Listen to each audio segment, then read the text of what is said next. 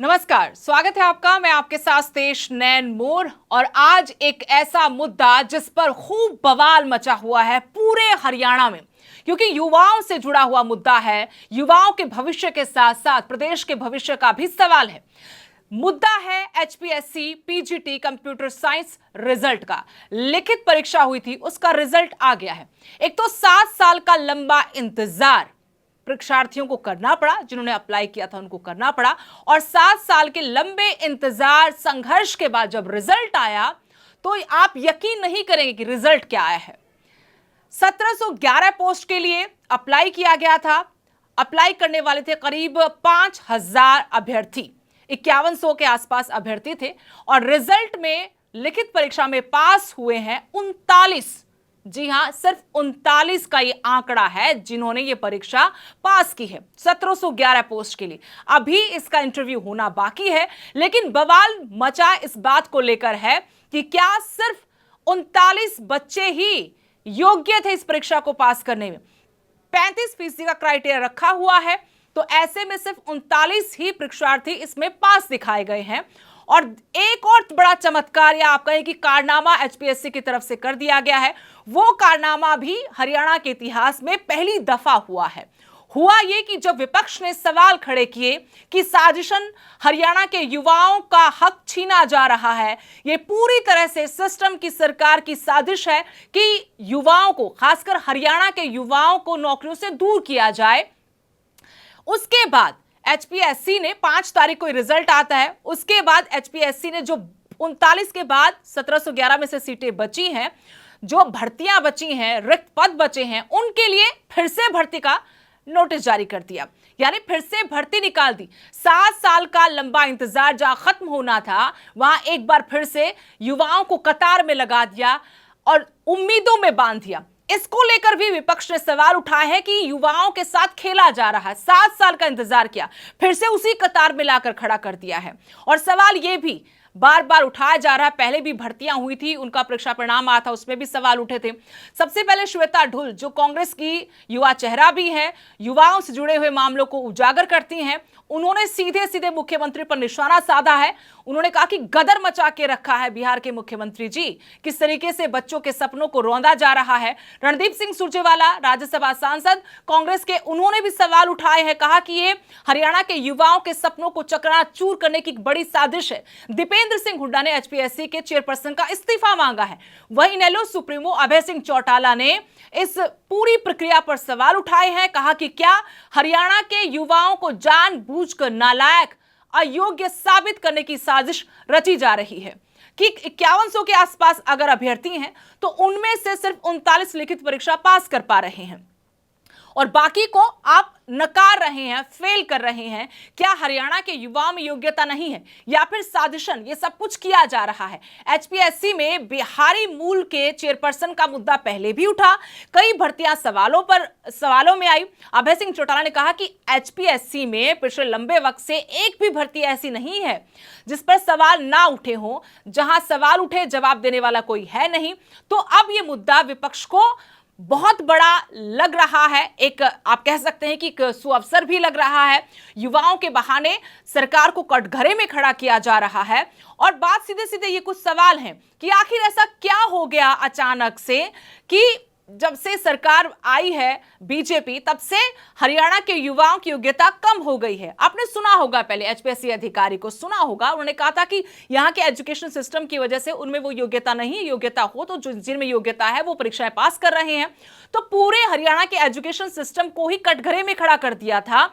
Universities को, colleges को, school को, सभी को, वो पूरे के पूरे सिस्टम को कटघरे में खड़ा कर दिया था। लेकिन आज विपक्ष ने, युवाओं ने सरकार को कटघरे में खड़ा कर सवाल पूछा है कि क्या ये सब कुछ साजिश किया जा रहा है, क्या किसी बड़े षड्यंत्र के तहत युवाओं को फेल दिखाया जा रहा है, जो रिक्त पद हैं उनको रिक्त रखा जा रहा है, क्या ये गरीबों के अधिकारों पर कुठाराघात नहीं है। सिर्फ एचपीएससी के पीजीटी कंप्यूटर साइंस भर्ती का मामला नहीं है। हम आपको सिलसिलेवार तरीके से जरा समझाते हैं कि इससे पहले भी कब कब सवाल उठे, क्योंकि क्राइटेरिया तो सेट किया ही है 35% का। इसके अलावा जो परीक्षा ली जा रही, जो परीक्षा पत्र आता है, वो अव्वल दर्जे का कर दिया है, बहुत कठिन कर दिया है। इसको लेकर भी विपक्ष के नेताओं ने सवाल उठाया। खासतौर पर श्वेता ढुल ने कहा कि कोई अधिकारी आए, चुनकर आ जाए, एचपीएससी के अधिकारी या कोई भी अधिकारी, और वो ये परीक्षा पास करके दिखा दे तो मान जाएंगे। चलिए आगे बढ़ेंगे, आपको बताते हैं कि ये 35% के कट ऑफ को पास क्यों नहीं कर पा रहे परीक्षार्थी और कैसे रिजल्ट पिछले साल रहे हैं। अंग्रेजी की बात करेंगे। अंग्रेजी विषय के असिस्टेंट प्रोफेसर कॉलेज कैडर के 613 पदों के लिए आयोजित परीक्षा में केवल 151 परीक्षार्थी उत्तीर्ण हुए थे। असिस्टेंट प्रोफेसर डिफेंस स्टडी की परीक्षा में 23 में से 7 परीक्षार्थी उत्तीर्ण हो सके। पीजीटी फिजिकल एजुकेशन 226 में से 47 ही अभ्यर्थी उत्तीर्ण हुए। वहीं ऑटोमोबाइल इंजीनियरिंग लेक्चर के 15 और instrument and control engineer lecture के 20 पदों पर एक भी परीक्षार्थी विषय ज्ञान परीक्षा में 35% अंक नहीं ला सके। तो ये हालात हैं। सरकार की तरफ से, एचपीएससी की तरफ से ये कहा जाता है कि देखिए परीक्षा ली जाती है, जो परीक्षा पास कर लेता है उसको आगे बढ़ा दिया जाता है। योग्यता का पैमाना सरकार एचपीएससी निर्धारित करते हैं और योग्यता नहीं है तो फिर आपको कैसे नौकरी मिल सकती है। विपक्ष कहता है कि जानबूझकर पदों को खाली छोड़ा जा रहा है। इसमें हरियाणा के युवाओं के साथ बड़ा कुठाराघात है, उनके हकों को छीना जा रहा है। और जो भर्ती होते भी हैं, यह भी विपक्ष का आरोप है कि जो भर्ती होते भी हैं उनमें भी 90% दूसरे राज्यों के हैं, बाहरी राज्यों के हैं, और हरियाणा के युवाओं को वहां पर भी तरजीह नहीं दी जाती। तो ये बहुत बड़ा मुद्दा है। साथ में मैं आपसे भी चाहती हूं कि आप इस मुद्दे पर क्या राय रखते हैं, आप क्या जानकारी साझा करना चाहते हैं, वो कमेंट सेक्शन में जरूर कीजिएगा। बताइएगा कि प्रदेश के हालात क्या हैं।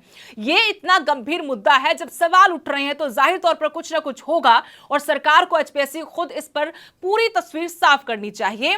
हरियाणा के युवाओं का क्या वाकई में हक छीना जा रहा है या फिर विपक्ष जानबूझकर इसको मुद्दा बना रहा है।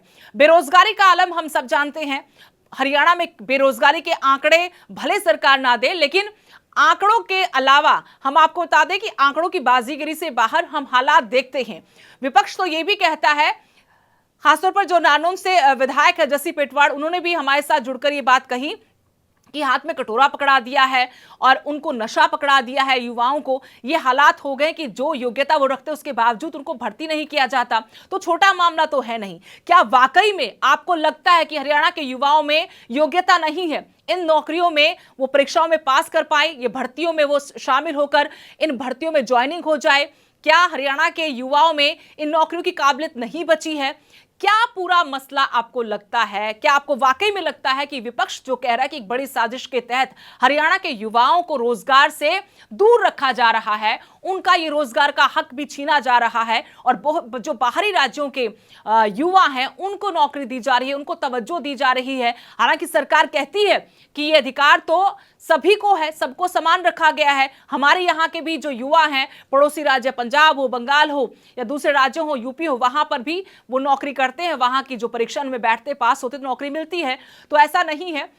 तो सरकार का दावे और विपक्ष के आरोपों में कौन सच बोल रहा है, क्या सच्चाई है इस पूरे मसले की, आप जरूर कमेंट सेक्शन में अपनी बात रखिएगा कि क्या वाकई में एक बड़ी साजिश के तहत हरियाणा के युवाओं से उनके रोजगार के अधिकार को छीना जा रहा है।